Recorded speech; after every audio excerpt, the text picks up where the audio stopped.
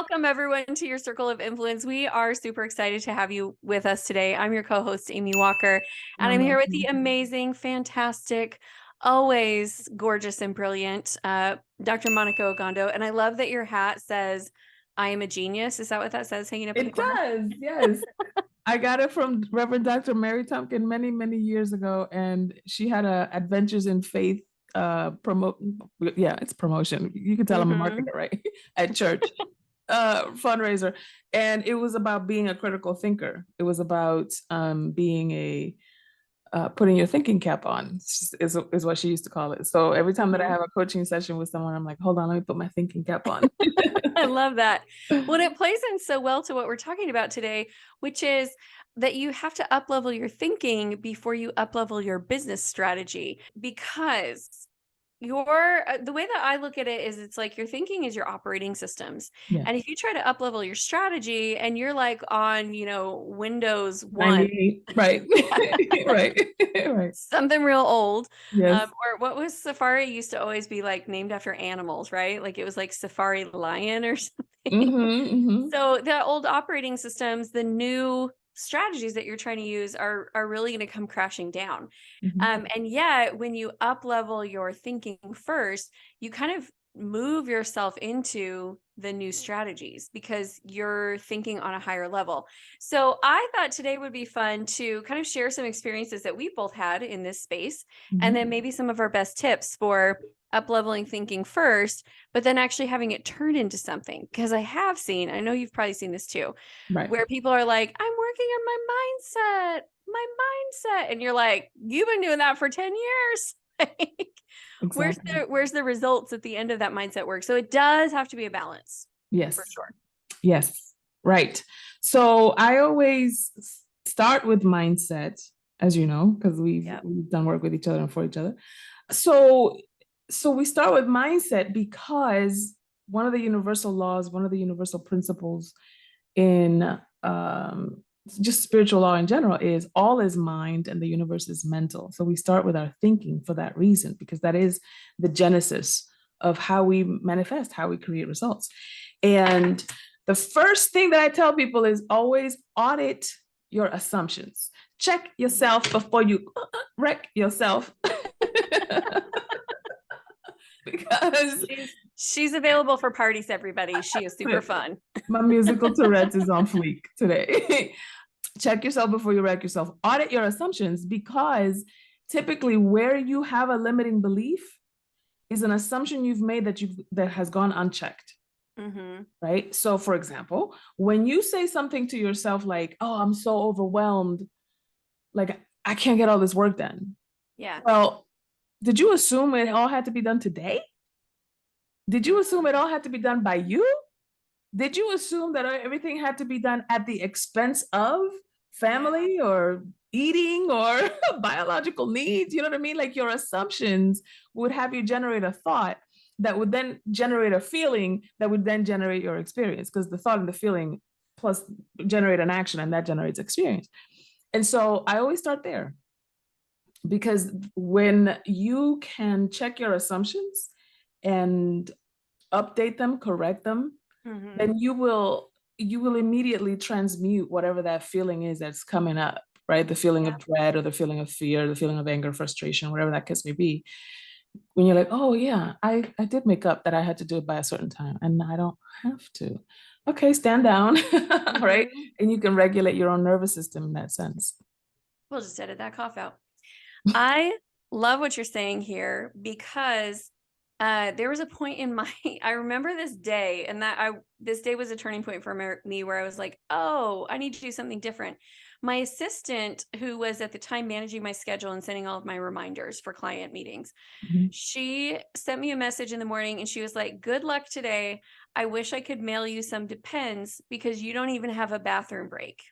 And I was like, oh yeah, actually, when you say it to me, it sounds legitimately crazy. But I was frequently doing that, like packing my day so full that there were no breaks. There was no food break. There was no bathroom break. It was just like crazy, crazy, crazy. This was in the day when I would do phone appointments, and I'm going to guilty confession. there are some coaching calls where I have peed on mute during a coaching call. But that's where Yes. I was at Bless that that point in mute time. button, honey. Bless that mute button. Yes, Yes. yes. So I at that moment was like, why am I doing this? And I Mhm. had this assumption that a successful coach was one with a very full schedule. Mhm. Reality, the coaches that I know that are actually the most profitable and make the most money and charge the highest rates and get the best results, their schedule doesn't look like that. They're not doing 8, 10 coaching calls in a day, right? And so I Yeah. love this idea of figuring out what the assumption is, because I was young and hungry and, trying to get this business to be around for a long time. And Mhm. I was willing to do what it took, but I made some assumptions about what it took that were actually not accurate or true. Yes. Okay, so you want the B and the C for Yeah. me? So the A is audit your assumption, right? The Mhm. B is bring your whole self to the I love that. thinking, I mean. So you're talking about like bio breaks. That's Mhm. really important. The B is not for bio breaks. It's to bring your whole self. Yes.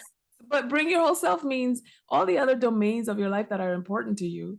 Like this business thing has to work with family. It has to work with Mhm. your physical health and your mental and your emotional health. It has to work for your values and for, the priorities and the long-term goals that you may have in your life. All of it has to meld together because they all exist Yeah. in your being, in your thinking, in your heart. They all exist. And so while they exist inside of you, you bring your whole self into the strategy so that they can exist outside of you as well. Yeah. So that's the B. Love it. And then the C is create momentum, because so many times we are like, oh, well, I have to work on my mindset, as though everything else stops, Mhm. right? Listen, if your body worked like that, you wouldn't be able to breathe and talk at the same time. You Right. wouldn't be able to see something and hear something at the same time.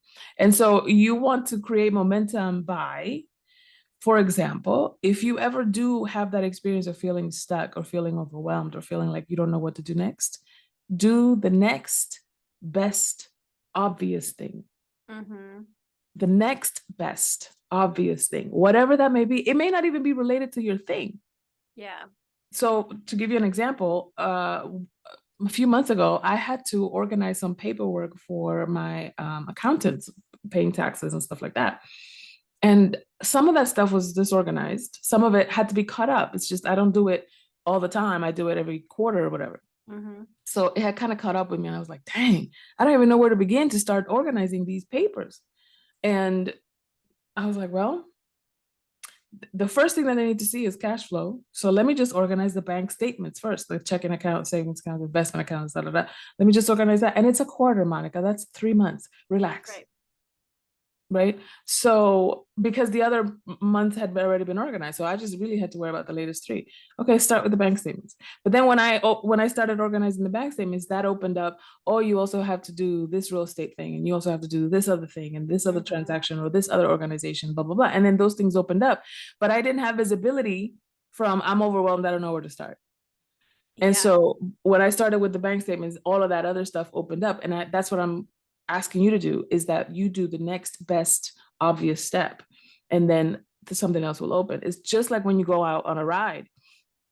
If you go from your house to, I don't know, Oregon, you're Right. not going to see the Oregon state line from here. But if you get out of your driveway, you will see the next turn and the next turn and so forth, you know? Absolutely. So one of the things that I pay attention to, and I love the ABCs, is I have this policy of find first, maybe fix when it comes to Mhm. mindset. So a lot of where I see people get bogged down is they feel like they have to fix all of their mindset issues. In reality, I have found that the vast majority of time, I just have to find what the false belief is, what the false assumption is. Mhm. And finding it is oftentimes the thing that it takes for me to then move forward and say, oh, so I've always thought this before, and now I'm going to move forward. And I don't have to fix everything. Now, there are some things that I do have to fix, that maybe you need to work with a therapist, or maybe you need to work with a Mhm. hypnotherapist, or maybe you need to work with a mindset coach, right? There are some things that I need to fix. The majority of it, though, I can move forward while that piece is still a little wonky, and it doesn't stop my progress. It's the not being aware of what's actually there that stops my progress the most. So I do want to give some tips on the strategy end of this coin as well. Yep. Every single time that I have made a big leap in my business, and I know, Monica, I've shared with you, and I can't quite share with everyone yet because the contracts are not written, but I have something really massive going on in my business right now that is going to create massive growth. So where that actually started, I know exactly the moment when that started. I had the thought, what if I could make twice as much working half as much?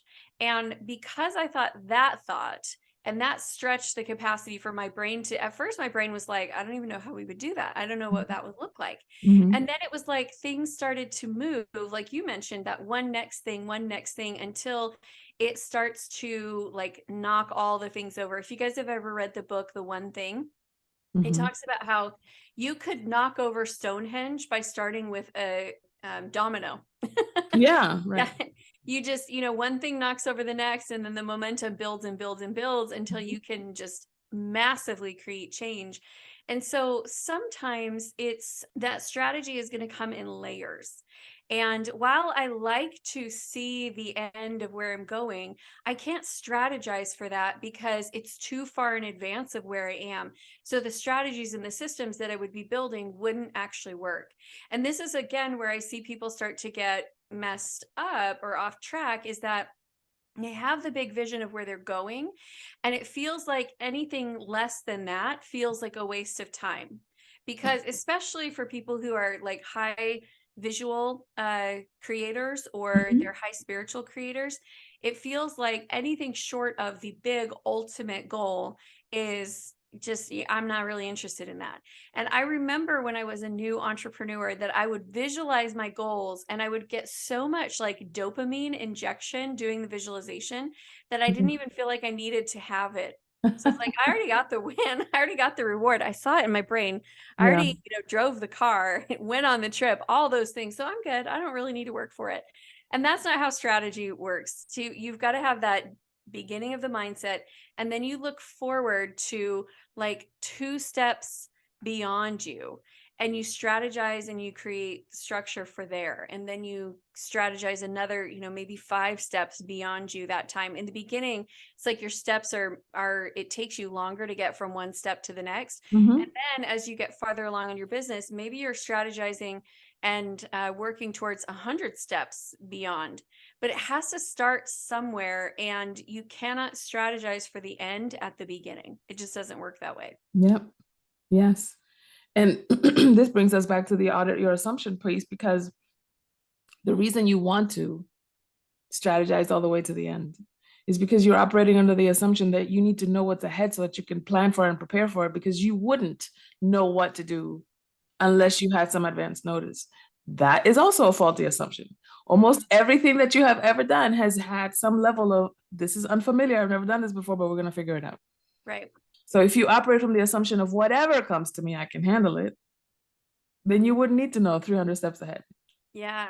Okay. Last thing I want to share today about strategy as well is that a lot of times the real strategy that you need for massive growth does not come from you. It comes from ideas and seeds and words that get spoken by someone else, or through inspiration. But you probably today don't know how to do the strategy that you need to hit your big, massive, or what is they, Jim Collins calls it, your BHAG, your big, Yeah. hairy, audacious, scary goal. Mhm. So to get to your BHAG, you probably don't know your BHAG strategy. So this is where Monica and I love collaboration. Yeah. We love being able to surround ourselves with like really brilliant thinkers and give each other perspective on our businesses. So if you don't have that group of people, my friend, you need to find that group of people. Like, you want to find them quickly, because they're the ones that are going to show you the pieces of the puzzle that you can't see yourself. Yeah, absolutely. Preferably with a sense of humor also. Yes. I remember, I don't know if you remember this, Amy, but you and I were in a mastermind with other amazing women. And you and I had a private moment where I was saying, I'm working with this, I'm doing this consulting work, and it just feels like so much labor. I feel like a slave. And it was very racially tinged, what I was saying. Because I'm a Black woman, a Black Latina, Right. speaking this to a white woman. And she was like, well, how much revenue are they bringing in? And I was like, it's like 50 grand a month. And she's like, that's actually the opposite of slave labor. I just want you to know that. you're getting paid for your work handsomely. Right. A lot. Yeah. And you're leveraging that into a licensing thing later so that when you would stop working, you still get paid. Opposite of slave labor. Just want you to know that. So the ability to, one, laugh at yourself, but two, also surround yourself with like-minded people that can see perspective that you may not necessarily have access to in that moment. Mhm. That's Well, very it's like you always say, it doesn't matter how fast you turn your head, you can't see your own ears. yeah. I've also heard it say you can't see, you can't see the label when you're inside the bottle. Like, Mhm. we are not meant to conquer and save the world all on our own, right? Yeah. Every superhero has a sidekick. So Yeah. you need your people who are going to be able to surround you with the ideas. And honestly, sometimes it's like when I know what I'm looking for, I'll just hear someone say something and I'm like, "Oh wait, tell me more about how that works." And I don't necessarily need them to build it for me. Sometimes I do. I don't necessarily need them to give me everything. Sometimes I do.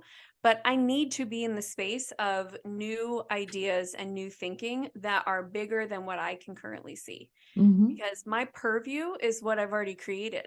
Right. Everything beyond what I've already created, I don't know. I don't know how Yeah. to do it yet. I've never done it before. That's right. Figure it out, That's right? right. That's Figure it right. out. Because like you said, we have all created success that we didn't know how to do in the beginning. Mhm. Good stuff. All right. Well, my friends, we are out of time for this episode. Thank you so much for joining us today at your Circle of Influence podcast. You know how much we love hearing from you. So leave us your comments, jump into the chat, tell us hello. If you have any questions, let us know. Anything you want us to talk about, we're game. And go ahead and connect with us online as well. On Instagram, I'm at Amy Walker Coach, and Monica is at Monica Ogando. And it's Monica with an H. Never forget that. Exactly. For holy. Yes. Mhm. All I right, just my made that friends, up. we I will just see made you that up. soon.